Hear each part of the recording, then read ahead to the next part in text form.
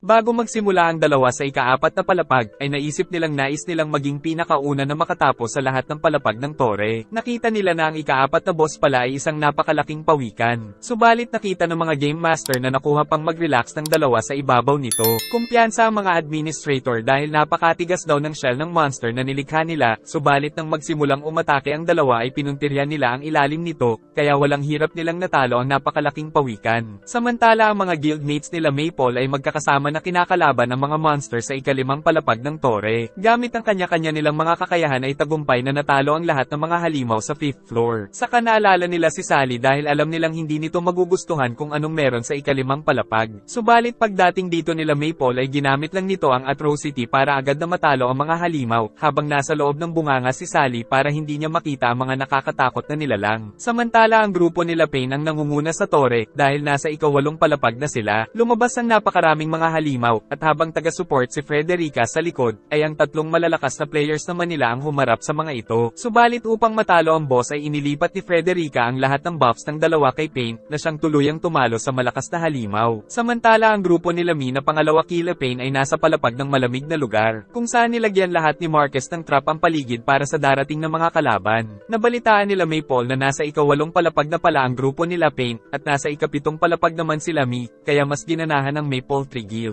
Kinakalaban ng Flame Emperors ang boss sa ika-7 palapag, kung saan nagtagisan ng yelo laban sa apoy ni Mi. Napakalakas ng halimaw kung kaya kailangan nila ang kapangyarihan ni Mi, na tagumpay na natapos ang halimaw sa pamamagitan ng malakas na atake. Nasa ika-6 na palapag na ang party nila Kuromo. May kakayahan ng kalaban na patulugin ng mga player, kaya naman nag-alala si Is kila Maple. Samantala sila Maple at Sally naman ay nasa ika-6 na palapag na rin, at totoo nga ang hinala ni Is dahil nakatulog nga si Maple at hindi ito magising dahil hindi siya nasasaktan sa atake ng kalaban. Kaya natuwa ang mga Game Master, subalit natalo naman mag-isa ni Sally ang boss. Pagdating nila Maple sa ika-9 na palapag ay nakita nila ang isang machine, na siyang susunod pala nilang kalaban kaya kaagad na ginamit ni Maple ang Machine God. Subalit hindi umubra ang atake ni Maple kaya napatalsik, pero niligtas naman siya ng kaibigan gamit ang sapot. Gumamit si Maple ng Hydra, ngunit may kakayahan pala ang machine na gayahin ng kakayahan nila, kaya nagbago ng anyo si Maple na hindi kayang gayahin ng kalaban at agad itong inatake. At dito ay ibinigay ni Maple ang lahat ng lakas hanggang sa tagumpay niyang matalo ang kalaban. Pinapanood sila ng mga Game Master dahil halos kasabay lang daw nila Maple sila Pain at Mi na makarating sa ika-10 palapag. Pinaghahandaan na ng dalawa ang pinakamalakas na boss sa ika-10 palapag.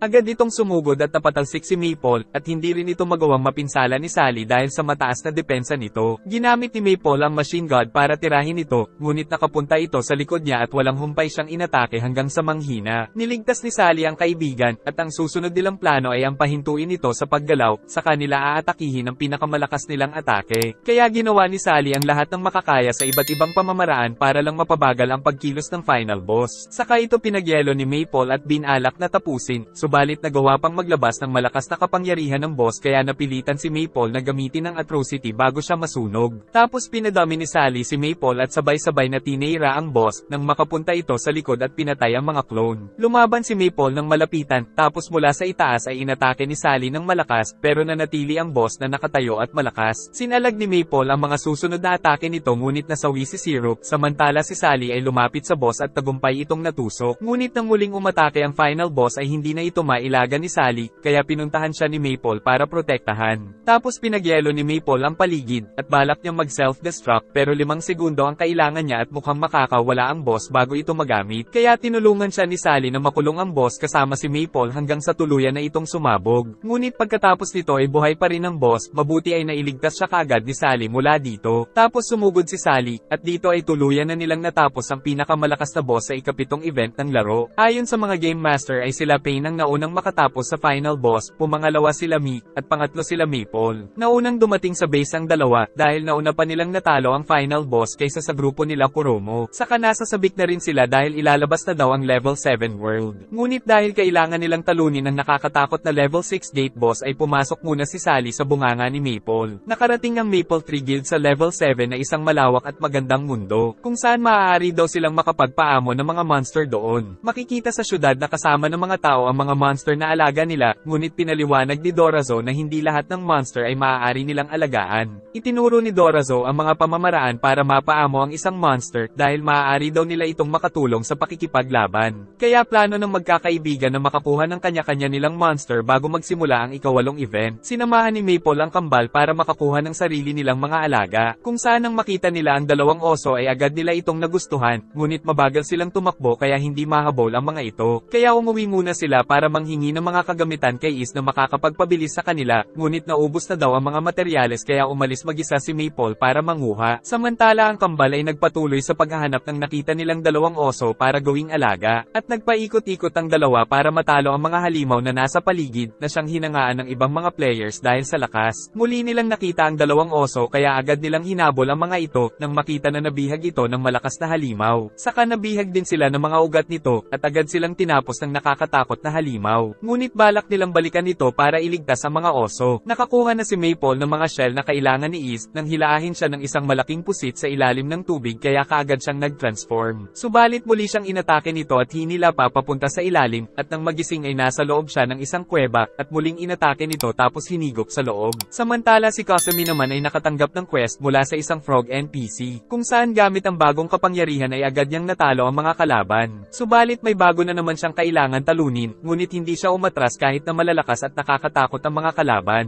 At gamit ang mga kakayahan ay tagumpay niyang naubos ang mga maliliit na monster. Tapos gamit ang pinakamalakas na atake ay kaagad niyang natalo ang boss monster. Ngunit hindi pa rin siya nakabalik dahil may susunod pa siyang kailangan talunin. At iyon ay ang napakalaki at napakalakas na ahas. Nagbalik nga ang magkapatid para iligtas ang mga oso sa malaking halimaw, pero natalo na naman sila nito, na halos kasabay si Kasumi na nag-respawn sa town dahil natalo din sa malaking ahas. Muli silang nagbalik sa kanya-kanyang mga kalaban subalit sa kasamaang palad ay natalo na naman sila ng mga kaharap kaya nagkita sila ulit sa town. Napagtanto ni Kasumi na ang kahinaan nito ay nasa noo, kaya ito lang ang pinuntiryan niya habang kinakalaban ito. Subalit muli itong nakabangon at umatake, kaya naman binigay niya ang lahat para sa pinakahuli niyang atake. Umubra ang ideya ni Kasumi kaya natalo niya ang halimaw, at nalaman na maaari niya palang gawing alaga ang nakalaban ng malaking ahas, kaya ginawa niya itong alaga niya. Samantala kinalaban muli ng kambal ang halimaw na puno, at sa pagkakataong ito ay tagumpay na nila itong natalo, tapos napunta sa kanila ang dalawang oso na hinahabol nila. Samantala si Maple ay tinusok ang loob ng katawan ng pusit na kumain sa kanya, kaya naman niluwa siya nito, at ang pusit ang napagdiskitahan niyang kainin dahil masarap daw ang lasa. Ginamit ni Maple ang Hydra, saka nagpatuloy sa pagkain sa halimaw, tapos kinuryente niya pa ito hanggang sa maluto kaya mas naging masarap ang kain niya dito. Tapos nakuha din niya ito bilang bago niyang alaga. Nakabalik na sila Kasumi at ang kambal sa base nang makita ang mga bago nilang mga monster. Tapos binigyan pa ni Is ng bagong mga outfit ang mga oso nila para maging kakulay ng kambal. At pinangalanan nila ang mga ito ng Tsukimi at Yukimi. Pagbalik ni Maple sa guild house ay sumanib pala sa kanya ang nakalaban niyang pusit. Sila Kuromo, Is at Kanade na lang ang walang mga alagang monster kaya kailangan na rin nilang maghanap bago ang event. Kaya naglakad-lakad si Kanade para pag-isipan ng monster na angkop sa pakikipaglaban niya. Nang mapansin niya ang isang NPC na ngayon niya lang nakita kaya sinundan niya ito sa loob ng bahay. Ngunit hindi niya ito nakita sa loob, pero kalaunan ay napagtantong nag-transform ito na isang libro. Dahil ito pala ay isang monster na nagpapalit-palit ng anyo. Nagpunta siya sa lugar na posibleng pagtaguan nito nang makarating siya sa isang dead end. Ngunit nang malaman niyang nagpanggap pala itong isang kristal ay kinopya nito ang anyo niya, at maging ang mga kakayahan niya ay nakukopya din ng monster.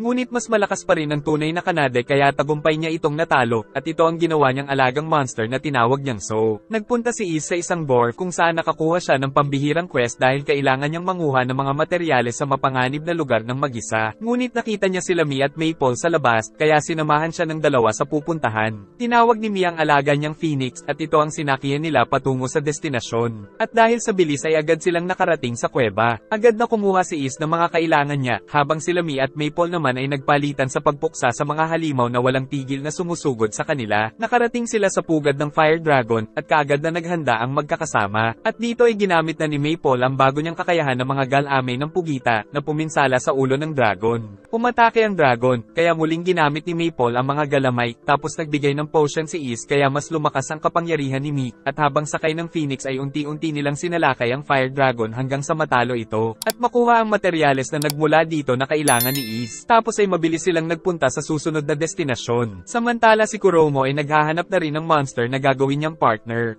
Nagpunta siya sa isang kuweba, kung saan nakakita ng mga zombie sa loob na madali niya lang natalo. Nang makarating sa silid ng boss ay mag-isa niyang hinarap ang napakaraming mga halimaw sa dungeon. Tapos umakyat siya sa barko at kinalaban ng boss ng mga ito. Nang matalo niya ang kalaban ay nakakuha siya ng maraming kayamanan, pati na rin ang isang singsing kung saan lumapit sa kanya ang isang armor na multo. At ito na ang naging partner niyang halimaw. Natapos na rin ni Is ang quest dahil sa tulong nila Maple, kaya binigay na sa kanya ng dwarf ang singsing para maging partner niya ang isang spirit monster na siya palang ang nagkakaroon. At tinawag niya itong Faye. Pag-uwi nila sa guild house ay ipinakita ng tatlo ang mga bago nilang alaga, kung saan natakot si Sally sa bagong alaga ni Kuromo na isang maltong armor. Saka pinakita din ni Kuromo na nagagawa pala nitong sumanib sa kanya para mabigyan siya ng mas mataas na stats. Nag-enjoy ka ba? Maraming salamat sa panonood at mag-like and subscribe ka na rin, at paki-follow na rin pati sa ating Facebook page na makikita ang link sa description ng video. Wawa chup chup.